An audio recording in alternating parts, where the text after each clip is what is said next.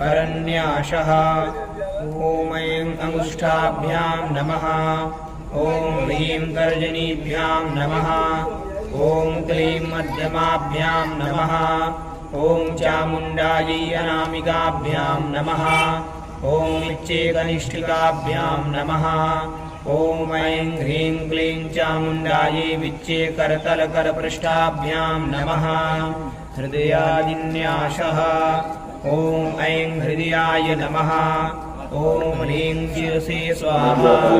ॐ क्लीं शिखायै वसट्। ॐ चामुण्डायै कवचाय हुम्। ॐ विच्चेनेत्रयाय वौषट्। ॐ ऐं ह्रीं क्लीं चामुण्डायै विच्चेस्त्राय फट्। अक्षरन्यासः। ॐ ऐं नमः शिखायाम्। ॐ ह्रीं नमः दक्षिणनेत्रे।